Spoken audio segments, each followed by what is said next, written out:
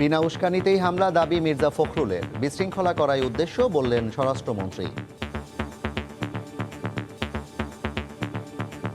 ফিরে যাওয়ার সময় অতর্কিতে তাদের উপরে হামলা করেছে, তাদের উপরে লাঠিচার্জ করেছে, টিয়ার গ্যাস শেল মেরেছে, গুলি করেছে। তারা সবসময় একটা বিশৃঙ্খল পরিস্থিতি সৃষ্টি করার জন্য, একটা উস্কানি দেওয়ার জন্য এগুলো করে থাকে। দেখছিলেন প্রধান শিরোনাম। সন্ধ্যার সময় সঙ্গে আছি আমি জাফর সাদিক। এবার অন্যান্য শীর্ষ সংবাদ। নোয়াখালীতে সহিংসতার ঘটনায় জড়িত বিএনপি নেতা বুলু আদালতে স্বেচ্ছাসেবক দল নেতার স্বীকারোক্তি। মূল পরিকল্পনাকারীরা চিহ্নিত, জানালেন স্বরাষ্ট্রমন্ত্রী।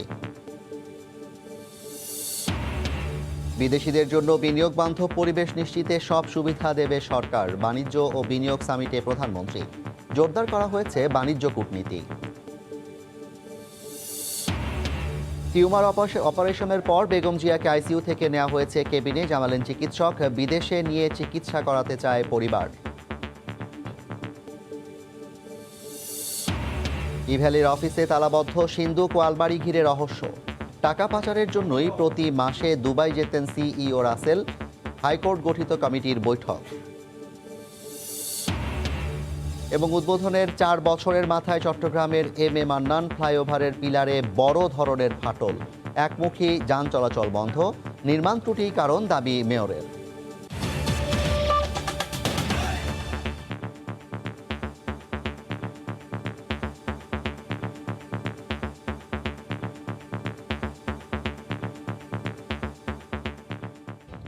রাজধানীর নয়াপল্টনে বিএনপির সম্প্রীতি সমাবেশ শেষে নেতাকর্মীদের সঙ্গে পুলিশের ধাওয়া পাল্টা ধাওয়া হয়েছে।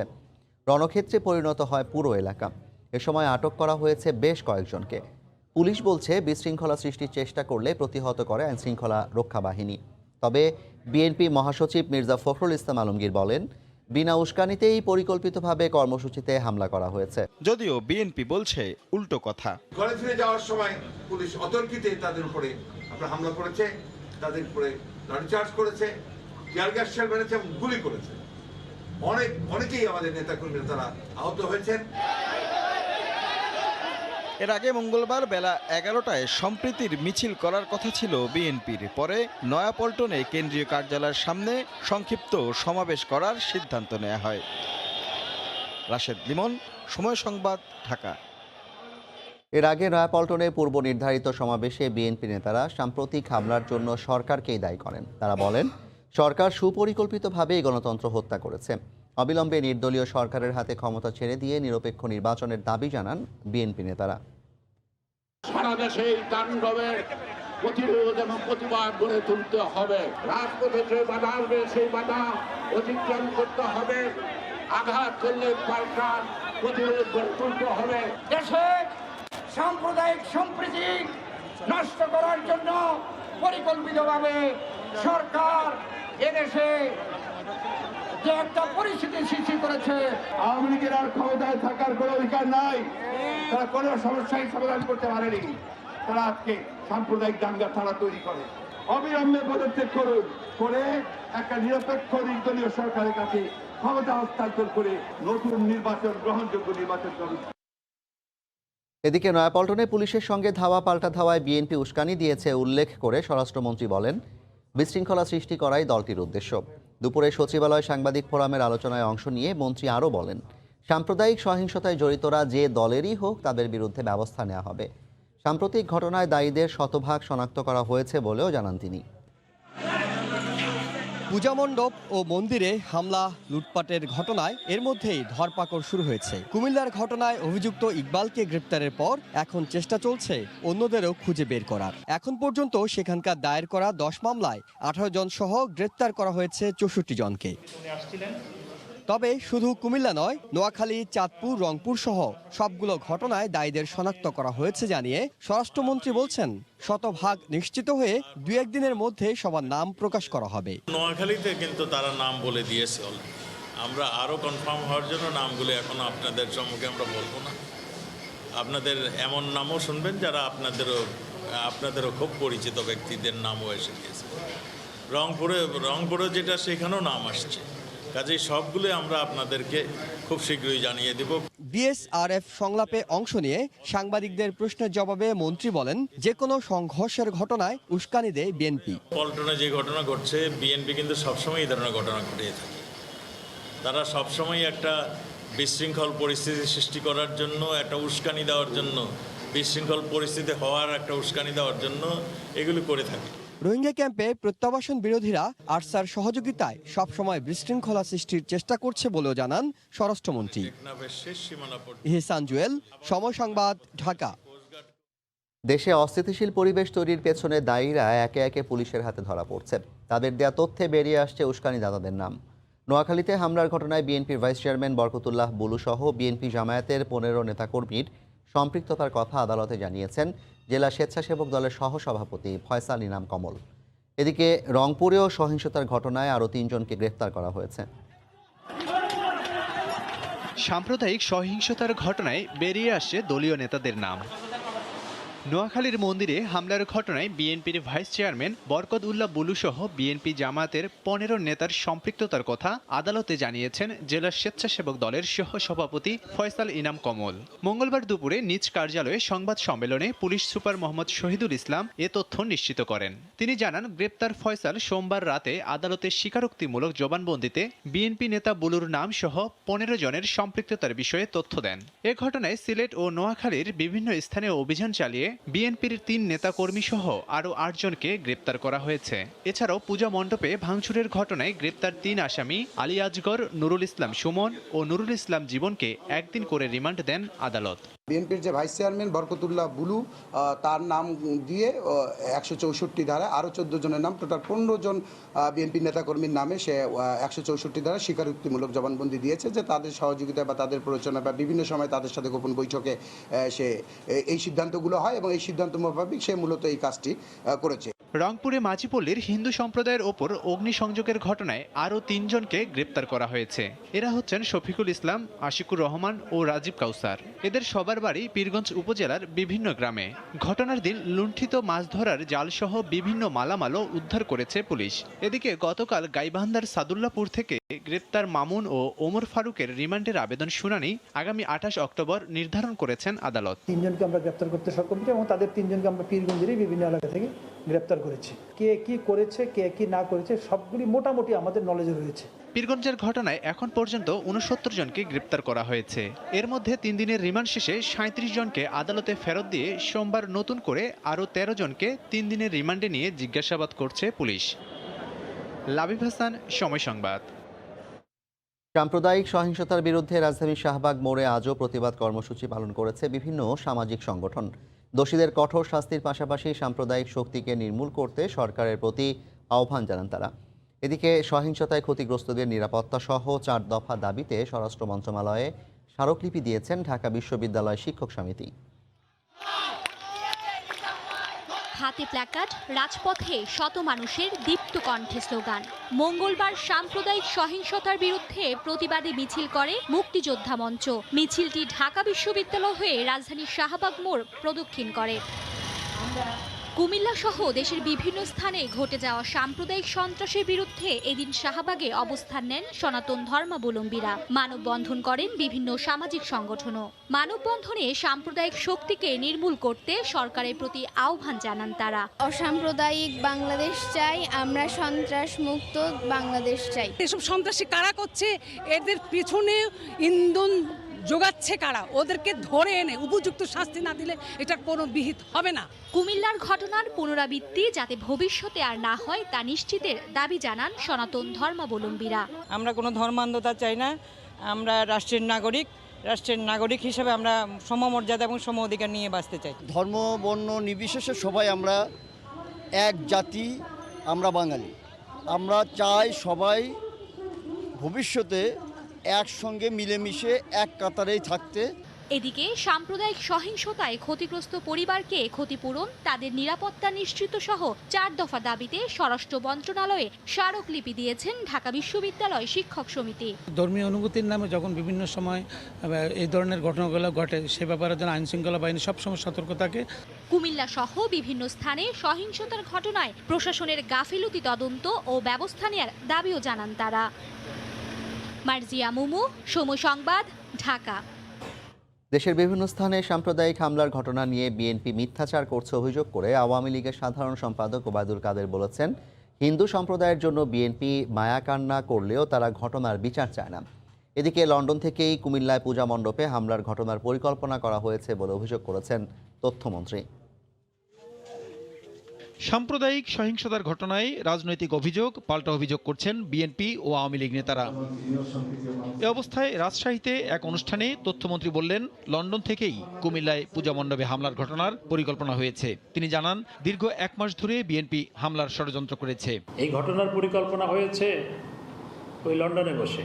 দীর্ঘ প্রায় 1 মাস ধরে প্রকাশ্যে বৈঠক করেছে আর গোপনে ষড়যন্ত্র করেছে, এবং সেই ষড়যন্ত্রের অংশ হচ্ছে এই সাম্প্রদায়িক সম্প্রীতি বিনষ্ট করার উদ্দেশ্যে দুর্গাপূজার সময় বিভিন্ন জায়গায় হামলা পরিচালনা করা, আমাদের পবিত্র কোরআন শরীফকে পূজা মণ্ডপে রেখে আসা। এদিকে কুমিল্লা সহ দেশের বিভিন্ন স্থানে পূজা মণ্ডপে হামলা সরকারের নীল নকশা বলে বিএনপির অভিযোগের জবাবে ওবায়দুল কাদের বলেন, পূজা মণ্ডপে হামলার পর থেকে বিএনপি মিথ্যাচার করছে। কোনো সরকার কি চায় দেশের পরিস্থিতি অস্থিতিশীল করতে? এতে সরকারের কী লাভ? দোষারোপের রাজনীতি যেহেতু বিএনপির আদর্শ, সেহেতু সরকারের বিরুদ্ধে কিছু না কিছু বলতেই হবে। বিএনপি নেতারা হিন্দু সম্প্রদায়ের জন্য মায়া কান্না করলেও প্রকৃতপক্ষে পূজা মণ্ডপে হামলার বিচার তারা চাননি। ঘটনার পর বিএনপির পক্ষ থেকে কেউ হিন্দু সম্প্রদায়ের পাশে দাঁড়ায়নি। মন্দিরে হামলা ও লুটপাটের ঘটনায় সরকারের বিরুদ্ধে নানা অভিযোগ করলেও বিএনপি এখনো হিন্দু সম্প্রদায়ের পাশে দাঁড়াননি বলেও অভিযোগ করেন ওবায়দুল কাদের। প্রসূন আশিস, সময় সংবাদ, ঢাকা। বিদেশি বিনিয়োগ আকৃষ্ট করতে অবকাঠামো ও নীতিগত সুবিধা দিতে আওয়ামী লীগ সরকার বদ্ধপরিকর বলে জানিয়েছেন প্রধানমন্ত্রী শেখ হাসিনা। তিনি বলেন, বাংলাদেশে বিনিয়োগ করলে দক্ষিণ এশিয়ার বাজারও ধরতে পারবেন ব্যবসায়ীরা। সকালে গণভবন থেকে ট্রেড অ্যান্ড ইনভেস্টমেন্ট সামিটের উদ্বোধন করে বক্তব্য রাখেন প্রধানমন্ত্রী। বৈশ্বিক বিভিন্ন সমীক্ষা ও আন্তর্জাতিক বাণিজ্য সংক্রান্ত প্রতিষ্ঠানগুলোর পূর্বাভাস বলছে 2030 সাল নাগাদ বাংলাদেশ পরিণত হবে 24তম বৃহত্তম অর্থনীতির দেশ হিসেবে। কৃষি, চামড়া, হিমায়িত খাদ্যসহ তথ্য প্রযুক্তি শিল্পে এখন বড় রপ্তানি আয়ের লক্ষ্যমাত্রা নিয়েই এগিয়ে যাচ্ছে দেশ। 110টি দেশে রপ্তানি হয় বাংলাদেশের ওষুধ। মুজিব শতবর্ষ ও স্বাধীনতার সুবর্ণ জয়ন্তী উপলক্ষে বিদেশি বিনিয়োগ আকর্ষণে Dhaka chamber of commerce and industries এবং বাণিজ্য মন্ত্রণালয়ের যৌথ উদ্যোগে ঢাকায় আয়োজিত 7 দিনের ট্রেড অ্যান্ড ইনভেস্টমেন্ট সামিট মঙ্গলবার সকালে ভার্চুয়ালি উদ্বোধন করেন প্রধানমন্ত্রী শেখ হাসিনা। 38টি দেশের অন্তত 500-র বেশি প্রতিষ্ঠান এই আয়োজনে অংশ নিয়েছে। প্রধানমন্ত্রী বলেন, বিনিয়োগ বান্ধব পরিবেশ তৈরিতে আওয়ামী লীগ সরকার বদ্ধপরিকর। বিনিয়োগ বান্ধব পরিবেশের উন্নতির জন্য আমরা অবকাঠামো সহ অন্যান্য নীতিগত সহায়তা প্রদানে অঙ্গীকারবদ্ধ। এই 100টা অঞ্চলে দেশি বিদেশি বিনিয়োগ করার সুযোগ রয়ে গেছে, যেগুলো ইতিমধ্যে প্রায় 40,000 লোকের কর্মসংস্থান হয়েছে এবং আরও 8 লক্ষ লোকের কর্মসংস্থান সৃষ্টি হবে। প্রায় 13 বছরে আমরা দেশের প্রতিটি খাতে কাঙ্ক্ষিত অগ্রগতি অর্জন করেছি।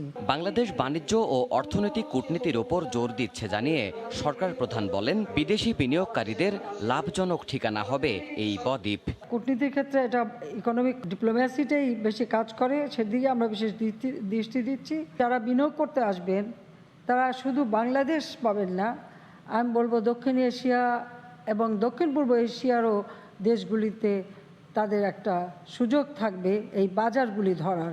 প্রাচ্য পাশ্চাত্য ব্রিজ হিসেবে বাংলাদেশ গড়ে উঠবে ভবিষ্যতে। অর্থনীতি চাঙা করতে বিশ্ববাজারে রপ্তানি পণ্যের ঝুলিতে নতুন পণ্য যোগ করার উদ্যোগ নিতেও ব্যবসায়ীদের আহ্বান জানান প্রধানমন্ত্রী। কোন কোন দেশে কি কি পণ্যের চাহিদা রয়েছে। দেবাশিস রায়, সময় সংবাদ, ঢাকা। টিউমার অপারেশনের পর বেগম জিয়াকে আইসিইউ থেকে কেবিনে নেওয়া হয়েছে। তিনি সুস্থ রয়েছেন বলে জানিয়েছেন চিকিৎসক। রাজধানীর এভার কেয়ার হাসপাতালে চিকিৎসাধীন থাকা অবস্থায় সোমবার তার টিউমার অপারেশন করা হয়। পরে বায়োপসি করতে দেন চিকিৎসকরা। সে রিপোর্ট আসার পর তার চিকিৎসায় করণীয় নির্ধারণ করা হবে। এদিকে বিদেশে নিতে তার পরিবার সরকারের অনুমতির অপেক্ষায় আছেন বলেও জানান তার চিকিৎসকরা। বেশ কিছু শারীরিক সমস্যা নিয়ে গত 12ই অক্টোবর দ্বিতীয়বারের মতো রাজধানীর এভারকেয়ার হাসপাতালে ভর্তি করা হয় বিএনপি চেয়ারপারসন বেগম খালেদা জিয়াকে। করা হয় বেশ কিছু স্বাস্থ্য পরীক্ষা। ধরা পড়ে ছোট একটি টিউমার। 13 দিন পর সোমবার তা অস্ত্রোপচার করে বায়োপসি করা হয়, যার ফলাফল জানতে সময় লাগবে বলে জানিয়েছেন বেগম জিয়ার চিকিৎসকরা। আর্থাইটিস, ডায়াবেটিস, লিভার, কিডনি ও হার্ট সহ নানা জটিলতায় ভুগতে থাকা বেগম জিয়ার টিউমারের বায়োপসির পর কেমন আছেন তিনি, এ বিষয়ে জানতে চাইলে তার মেডিকেল বোর্ডের সদস্য ডাক্তার AZM জাহিদ হোসেন জানান, নিবিড় পর্যবেক্ষণ থেকে বেগম জিয়াকে নেওয়া হয়েছে কেবিনে। অনেকটা সুস্থ রয়েছেন বলেও জানান তিনি। আলহামদুলিল্লাহ সুস্থ আছে। গুরুতর অসুস্থ বেগম জিয়াকে চিকিৎসার জন্য বিদেশে নিতে পরিবারের আবেদনে সরকার সাড়া দিচ্ছে না অভিযোগ করে জাহিদ হোসেন বলেন, বিএনপি ও তার পরিবার এখনও সরকারের অনুমতির অপেক্ষায় আছেন। আগস্ট মাসে ওনারা বলছে পরিবারের পক্ষ থেকে যে আমাদের পরীক্ষা নিরীক্ষা ভালো চিকিৎসার জন্য দেশের বাইরে নিয়ে যেতে বলছে। এই আশাতেই তো ওনার পরিবার এখনো আশাবাদী। দুর্নীতির 2 মামলায় কারাদণ্ডের পর বেগম জিয়াকে 2 বছরের অধিক সময় পর সাজা স্থগিত করে সাময়িক মুক্তি দেওয়া হয় গত বছরের 25শে মার্চ। এরপর চলতি বছরের 10ই এপ্রিল করোনায় আক্রান্ত হলে 27 তারিখ প্রথমবারের মতো এভারকেয়ার হাসপাতালে ভর্তি করা হয় বিএনপি নেত্রীকে। 53 দিন চিকিৎসা শেষে গত 19শে জুন বাসভবন ফিরোজায় ফিরলেও প্রায় 5 মাস পর আবারও হাসপাতালে ভর্তি হলেন সাবেক প্রধানমন্ত্রী। নির্মাণের 4 বছরের মাথায় চট্টগ্রামের বহদ্দারহাটে MA মান্নান ফ্লাইওভারের 2টি পিলারে ফাটল দেখা দিয়েছে। দুর্ঘটনা এড়াতে একমুখী যান চলাচল বন্ধ করে দেওয়া হয়েছে। নকশা ও নির্মাণ ত্রুটির কারণে পিলারে এই ফাটল দেখা দিতে পারে বলে জানান সিটি কর্পোরেশনের মেয়র। বিস্তারিত জানাচ্ছেন পার্থপ্রতিম বিশ্বাস। বহদ্দারহাট ফ্লাইওভারের র্যাম্পের 2টি পিলারে ফাটল দেখা দিয়েছে। দুর্ঘটনা এড়াতে আরাকান সড়কমুখী র্যাম্পটিতে যান চলাচল বন্ধ করে দেওয়া হয়েছে। যানজট নিরসনে সিডিএ নগরী সুলভবহর থেকে বহদ্দারহাটের 1 কিলোমিটার এলাকা পর্যন্ত উড়াল সড়ক নির্মাণের উদ্যোগ নেওয়া হয়। 2010 সালের ভিত্তিপ্রস্তর স্থাপন শেষে 2012 সালে নির্মাণাধীন ফ্লাইওভারের গার্ডার ধসে 14 জন মারা যান। পরে নির্মাণ কাজ শেষে 2013 সালে এটি উদ্বোধন করা হয়, কিন্তু তেমন কার্যকর না হওয়ায় যানজট নিরসনে র্যাম্প নির্মাণ করে 2017 সালে উড়াল সড়কটি খুলে দেওয়া হয়। 4 বছরের মাথায় 2টি পিলারে ফাটল দেখা দিয়েই আতঙ্কিত হয়ে পড়েছে সাধারণ মানুষ। না, নির্মাণ কাজে ত্রুটি থাকবে, ত্রুটি না থাকলে এরকম পিলারের আগার মাথা তো ফাটার কথা না। হঠাৎ যদি হয়ে যায় তাহলে তো আমাদের ক্ষতি হবে। সিটি মেয়রের কাছে আবেদন জানাচ্ছি, এই কাজটা যেন অতি শীঘ্রই এটা একটা বিকল্প ব্যবস্থা করে। নকশা কিংবা নির্মাণে গাফিলতির কারণে পিলারে এ ফাটল দেখা দিতে পারে বলে মনে করেন সিটি কর্পোরেশনের প্রধান প্রকৌশলী। এই লুপটা নাকি মূল ডিজাইনের অন্তর্ভুক্ত ছিল না, পরবর্তীতে এটা ইনক্লুড করা হয়েছে, যার প্রেক্ষিতে যেহেতু মূল ডিজাইনই ছিল না, কাজে এখানে ডিজাইনের হয়তো একটা ফল্ট থাকতে পারে। এদিকে ক্ষতিগ্রস্ত পিলার 2টি পরিদর্শনে আসেন চট্টগ্রাম সিটি কর্পোরেশন মেয়র। নির্মাণগত ত্রুটি আছে উল্লেখ করে যে কোনো দুর্ঘটনা রোধে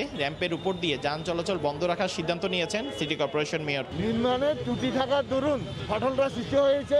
আমরা আজকেই সিডিএকে চিঠি দেব, এটার জন্য তড়িৎ ব্যবস্থা গ্রহণ করার জন্য আমরা সিদ্ধান্ত নিয়েছি। এদিক দিয়ে কোনো গাড়ির চলাচল আপাতত হবে না। বহদ্দারহাট ফ্লাইওভারের র্যাম্পটি 326 মিটার দীর্ঘ ও 6.7 মিটার চওড়া। 2012 সালে বহদ্দারহাট ফ্লাইওভারের গার্ডার ধসে 14 জন নিহত হয়েছিল, যার ক্ষত এখনও শুকায়নি বহদ্দারহাটবাসীর। তাই ক্ষতিগ্রস্ত পিলার 2টি সংরক্ষণ করে দুর্ঘটনার হাত থেকে নগরবাসীকে রক্ষা করবে এই প্রত্যাশা এখন সকলের। নগরীর বহদ্দারহাট ফ্লাইওভারের সামনে থেকে পার্থপ্রতিম বিশ্বাস, সময় সংবাদ, চট্টগ্রাম। ইভ্যালি অফিসে তালাবদ্ধ 2টি সিন্দুক ও কয়েকটি আলমারি ঘিরে রহস্যের জন্ম নিয়েছে। উচ্চ আদালতের নির্দেশে গঠিত বোর্ড বলেছে এ থেকে গুরুত্বপূর্ণ তথ্য মিলতে পারে। এছাড়া বোর্ডের ধারণা, টাকা পাচারের জন্যই প্রতি মাসে দুবাই যেতেন রাসেল। ইভ্যালিকে পুনরুজ্জীবিত করার প্রত্যয় ব্যক্ত করেন হাইকোর্টের নির্দেশে গঠিত কমিটি। এদিকে মঙ্গলবার ওই ইভ্যালি অফিসের সামনে মানববন্ধন করেছেন ক্ষতিগ্রস্ত গ্রাহক ও ব্যবসায়ীরা। ই-কমার্স প্রতিষ্ঠান ইভ্যালির দায় দেনা সম্পত্তি অনিয়ম খতিয়ে দেখতে একটি বোর্ড গঠন করে দিয়েছিল দেশের উচ্চ আদালত। মঙ্গলবার এই বোর্ডের সদস্যরা যায় ইভ্যালির ধানমন্ডি অফিসে, করেন রুদ্ধদ্বার বৈঠক। বৈঠক সফল দাবি করে বোর্ডের চেয়ারম্যান জানান, অফিসে তালাবদ্ধ 2টি সিন্দুক ও কয়েকটি আলমারির সন্ধান মিলেছে, যা থেকে মিলতে পারে গুরুত্বপূর্ণ তথ্য মিলেছে প্রতি মাসে ইভ্যালির এমডি রাসেলের দুবাই সফরে যাওয়ার। তো আমরা আজ করতে পারি, ইনফ্যাক্ট সালাউদ্দিন সাহেব নিজেও আন্দাজ করেছেন যে সে দুবাই যেত টাকা পাচার করতে। 2টো সিন্দুক এবং বেশ কয়েকটি আলমিরা রয়েছেন, যেগুলো এখনও চাবি তালাবদ্ধ রয়েছে। আমরা তো আশা করছি যে এই সিন্ধুগুলোতে অনেক মূল্যবান জিনিসপত্র পাওয়া যাবে। বোর্ড জানায় ইভ্যালির সম্পত্তি, দেনা এবং ক্ষতিগ্রস্তদের তালিকা করা হবে। চেষ্টা করা হবে প্রতিষ্ঠানটিকে চালু রাখার, না পারলে করা হবে বিলুপ্ত। এটা কন্টিনিউ করা উচিত, কারণ এখানে জনগণের হাজার হাজার কোটি টাকার বিষয় রয়েছে। হাজার হাজার মানুষ প্রতারিত হয়েছেন, তাদের সেই প্রতারণার পয়সাটা ফেরত দেওয়া সেটি আমাদের একটি আইনি দায়িত্ব। এদিকে বোর্ড যখন মিটিং করছিল তখন কার্যালয়ের বাইরে মানববন্ধন করছিলেন ক্ষতিগ্রস্ত ব্যবসায়ী ও গ্রাহকরা। আফজাল হোসেন, সময় সংবাদ, ঢাকা। ক্যাম্পে রোহিঙ্গা নেতা মুহিবুল্লাহ সহ 7 জন হত্যার ঘটনায় ইইউ মানবিক সহায়তা কমিশন উদ্বেগ প্রকাশ করেছে। আজ উখিয়ার ক্যাম্পের নানা কার্যক্রম পরিদর্শন ও রোহিঙ্গাদের সঙ্গে কথা বলেন ইউরোপীয় ইউনিয়নের 15 সদস্যের প্রতিনিধি দল। আর রোহিঙ্গারা ইইউর কাছে নাগরিক অধিকার নিয়ে মিয়ানমারে ফেরত পাঠানোর দাবি জানান। ক্যাম্প ঘুরে এসে আরও জানাচ্ছেন সুজাউদ্দিন রুবেল। রোহিঙ্গাদের আশ্রয় শিবিরে কয়েকদিন পরপরই ঘটছে সংঘর্ষ, কখনো আধিপত্য বিস্তার, কখনো বা মাদক নিয়ে। আর এই আশ্রয় শিবিরকে কেন্দ্র করে মহিবুল্লাহ হয়ে ওঠেন নেতা। সম্প্রতি মহিবুল্লাহ সহ 7 রোহিঙ্গা হত্যার ঘটনায় উদ্বেগ প্রকাশ করেন ইইউ মানবিক সহায়তা কমিশন। মঙ্গলবার সকালে রোহিঙ্গা ক্যাম্প পরিদর্শনে যায় ইউরোপীয় ইউনিয়নের 15 সদস্যের একটি প্রতিনিধি দল, যার নেতৃত্বে মানবিক সহায়তা ও দুর্যোগ ব্যবস্থাপনা commissioner জানেল এনোচিক। I was shocked at the recent violence in the camp, both by the murder of Mohibullah. This is an issue that needs to be tackled. প্রতিনিধি দলটি প্রথমে কুতুপালংয়ে জাতিসংঘের ট্রানজিট সেন্টারে যান। সেখানে রোহিঙ্গাদের সঙ্গে কথা বলেন এবং কার্যক্রম পরিদর্শন করেন। এরপর দীর্ঘ পথ পায়ে হেঁটে ক্যাম্প 18-তে শিশু শিক্ষা কেন্দ্রের পাঠদান কার্যক্রম দেখেন ও রোহিঙ্গাদের সঙ্গে আলাপ করেন। Trying to help with the humanitarian assistance that is going to Rohingyas who are still in Rakhine State, as well as to some other parts of Myanmar population who are in need of humanitarian assistance. এদিকে ক্যাম্পে বিদেশি কোনো প্রতিনিধি দল আসলেই স্বদেশে ফিরে যাবার বিষয়ে আশায় বুক বাঁধেন রোহিঙ্গারা। তাই এবারও নাগরিক অধিকার নিয়ে মিয়ানমারে ফেরত পাঠাতে ইইউর কাছে দাবি জানিয়েছেন তারা।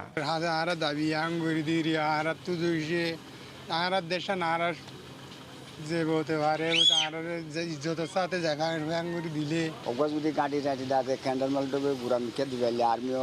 প্রতিনিধি দলটি বুধবার শরণার্থী ত্রাণ ও প্রত্যাবাসন কমিশনারের সঙ্গে বৈঠক শেষে রওনা হবেন ঢাকায়। এরপর প্রধানমন্ত্রী শেখ হাসিনার সঙ্গে সৌজন্য সাক্ষাৎ করবেন।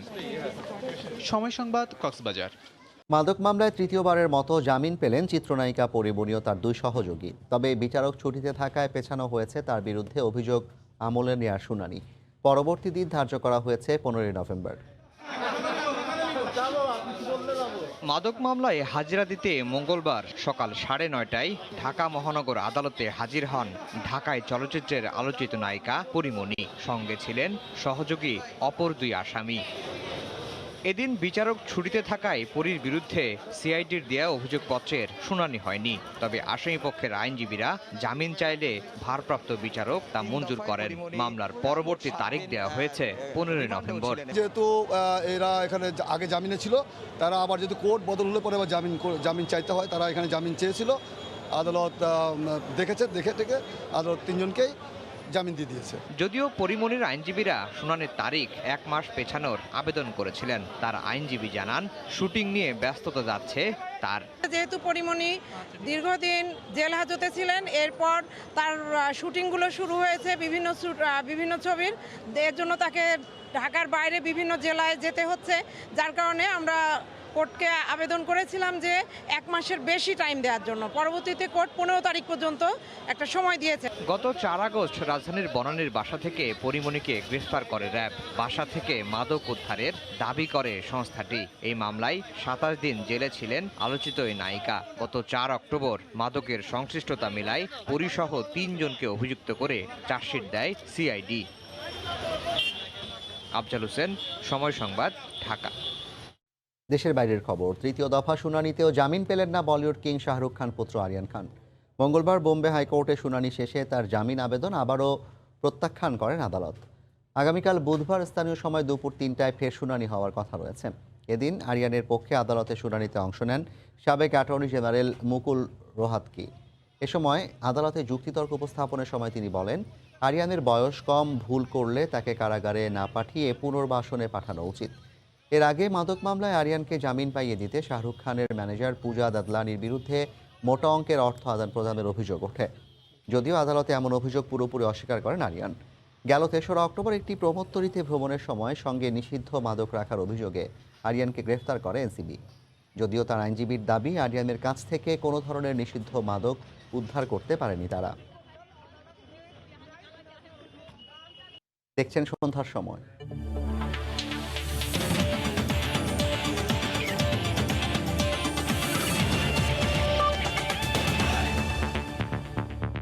কাল ইংল্যান্ডের বিপক্ষে মাঠে নামবে মাহমুদুল্লাহরা। টাইগারদের সবশেষ খবর জানাতে সংযুক্ত আরব আমিরাত থেকে সরাসরি যুক্ত হচ্ছেন রিপোর্টার সাজিদ মুস্তাহিদ। সাজিদ, শ্রীলঙ্কার সাথে বাংলাদেশ যেভাবে ম্যাচটি হারলো, তারপর খেলোয়াড়দের আচরণ কিংবা বডি ল্যাঙ্গুয়েজ কেমন দেখছেন? তারা কি আসলে হতাশাটা কাটিয়ে উঠতে পেরেছেন কিনা? জাফর, যেটা আসলে আজকে অনুশীলনে আমরা দেখেছি যে বাংলাদেশ দলের কিন্তু বডি ল্যাঙ্গুয়েজ বেশ চনমনে দেখা গেছে।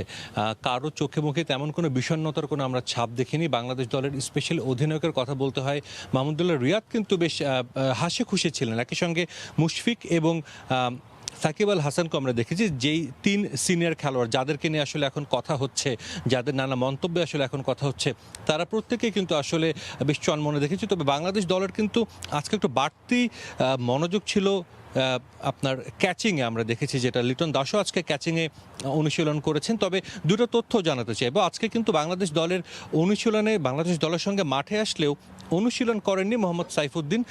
তার আমরা দেখেছি যে তার কোমরের হয়তোবা কোনো একটা ব্যথা পেয়েছেন, যেটা থেকে তিনি রিকভার করছেন, যার কারণে কিন্তু তিনি আজকে কোনো রকম ব্যাটিং কিংবা বোলিং কোনো অনুশীলনে তাকে আমরা দেখিনি।